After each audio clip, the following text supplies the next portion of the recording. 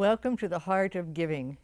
We're back again with a new program to tell you about two programs in the city of Long Beach that provide services to people in the city that need the help that they provide. And most of it has been started by people in the community. Many have grown from all over the United States, but this one today was something very special 35 years ago. Now, I was thinking it was less than that, but 35 years we have had the Stroke Support Association in the community, and the association executive director is Christine Escalona,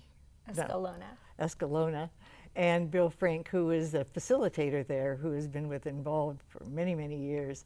And Christine, I'm so pleased, and Bill, very nice to have you both here to tell us about what your love of doing now and where your heart of giving is going with our wonderful support services you provide. So the Stroke Association is something that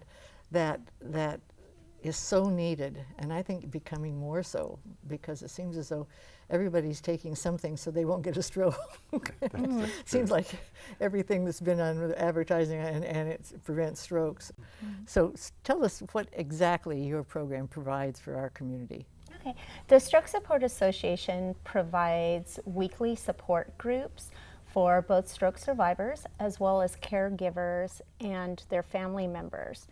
And we are the only organization that provides free weekly support groups. Most organizations will provide one meeting per month. In addition to our support groups, we also have a hospital visitor program where our stroke survivors go into Long Beach Memorial, St. Mary's, and the VA, and they offer support and encouragement and hope to people that have had strokes? Absolutely. I see. Okay. Absolutely. Okay. And who are the people that go in to help them? I mean, who are the people that conduct the meetings? Who's in the meeting? Oh, okay. Well, in the meetings, we have anybody who's had a stroke or their life has been touched by a stroke. This could be somebody who's had a stroke as soon as a month ago, up to, we have people who've had their stroke 15 years ago. But the people that lead it, are they people that are stroke victims and they're helping others, or is it physicians, or what? Both. Okay, Bill. Who are they? Basically, they're volunteers from the community. Most of our facilitators have degrees, like I'm a clinical social worker who's retired from the VA, and we have a psychologist who's also retired.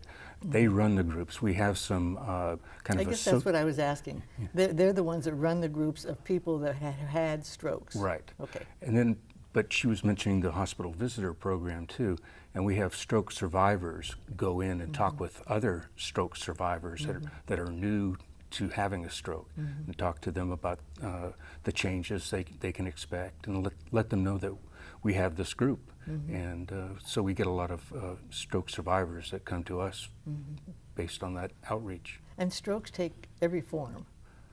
They do take every form, and if you've seen one stroke, you've seen one stroke.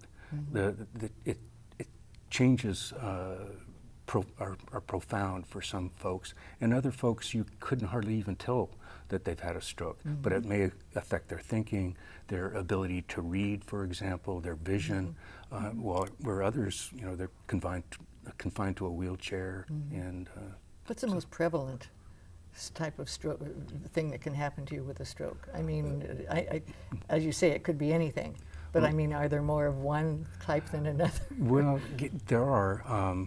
The worst ones, I think, are the ones that affect your physical ability to get around. Maybe you become weak on one side. You could have so much damage that you can't walk anymore. I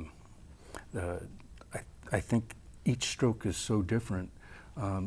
We may see somebody that doesn't look like they've had a stroke, but they're very affected, like they can't read. I mean, they can't balance their checkbook.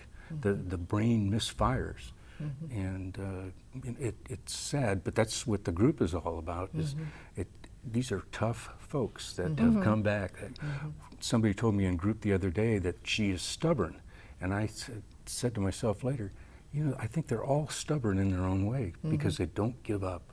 Yeah, and they found something wrong that they don't like, and they're going to do something about it. Right, exactly. Well, you know, this is, I'm being a real dumbbell in asking this question, but what is the most cause of strokes? The lifestyle, heredity, Hispanics have more prevalence of stroke because of things that are going on with them diet-wise, lack of exercise. I was reading some things recently, and I was astounded that over 50% of Hispanics are likely to have strokes. So it's kind of mind-boggling, and a lot of it can be changed through lifestyle. Lifestyle. You know, if you stop eating some of the foods that you eat, stop drinking, stop smoking, get out and get some exercise. Those are the things that reduce your risk. And when you said you have these meetings, are they held in hospitals, or are they, do you have a facility? What? We meet over at a church over on Orange and Bixby. Orange and Bixby. Is that the Congregational? No. It's right on the corner. It's right on yes. the corner there. Yeah, I visualize it. I can. Okay. So that's where all your meetings are, except the ones that are in the hospital? Correct. And how do people know about the stroke support? Do they know it because of the hospitals, or telephone book, or what? They find out about it through the hospital visitor program, but we also run features in the Grunion Gazette, all the local newspapers to let them know when we meet. We've got a very well done website, and people find out on the web. We've been getting more and more people that way. And is your number growing? It does fluctuate. We have as many as 45 people come into our groups, and last week we were down to, I'd say, 25. But it just it ebbs and flows. Some people have been coming for over 10 years, and others are fresh strokes, as we call them, and have just been there a week or two. Is this something where a lot of people deny and don't want to come, or they think it's shows a weakness if they come to a stroke support? Do you have any of those? Yeah, and they usually will come once and then not come back. Some people are shy in groups, but we have a cadre of very welcoming folks, and most folks that go really see the benefit of it. And the people that come, like 15 years is a long time, but do you get a lot of brand new people? Yes. So we have some hospitals that actually bring some of their stroke survivors to our right? group. Is that right? It's so valuable. A lot of times, stroke survivors have been told, if you're not better in 6 months, you're not going to get any better. And these are medical personnel that have told them this. Hopefully it's not happening as much. But the truth of the matter is you continue to get better as long as you live and as long as you work. As long as you work at it. At it, right.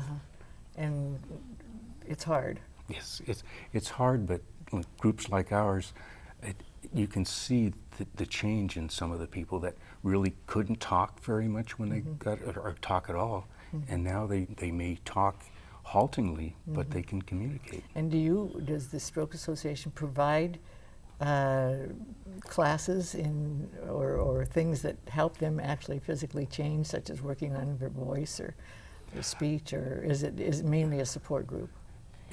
Go ahead. It's mainly a support group, but we do offer quarterly workshops, some type of educational workshop.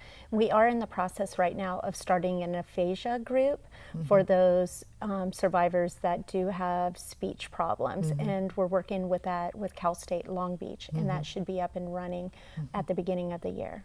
And for physical problems, do you refer them to some of the nonprofits in town that work with physical disabilities? We do. A lot of the folks have had a full course of rehabilitation, but they plateau, and so they're discharged from those programs.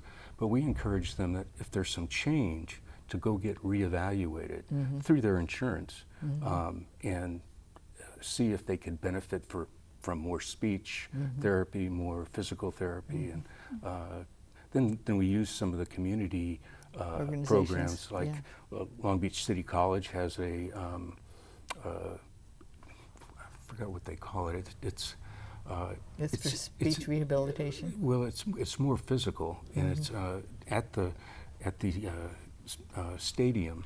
It's under the grandstand where they have machines and students that help people work out, and Long Beach State has something similar. Do you do any referrals and things of that? If you see somebody really needs something, you would refer them someplace? Yes, we Or- do. I mean, I know you don't prescribe, but Right. you can refer and try to help people wherever they are from that point. A lot of people come in having lost their driver's license because of they lost Oh, yeah. consciousness. You during lose this your one. independence. That's You right. do. Yeah. So that's a great resource, and as far as some of the other stroke survivors have gone through that, and so they can support the They newer talk stroke. about They that. talk about it, how to get your license back, and maybe if you can't get it back, how to adjust, using Dial-A-Ride and some of the other. And how are you supported? Just by funds of people donating, or by substance from some organization? Individual donations. Our group meetings are free. However, we do ask if somebody can contribute $1 a week to donate $1 Would a help. week. Well, that's wonderful, and it's good that we have people like you that have that urge and that sympathy towards the need that this certainly has, because it's, I think, becoming more prevalent. I don't know, it just seems like it is. But And as people are getting younger and having when it's strokes. happening, yeah. Well, thank you so much for being here. Thank you. Having you, Christine, Bill, very good. Thank Nice you. to meet you too. Nice to Thanks a meet you. lot. And remember, we'll be right back.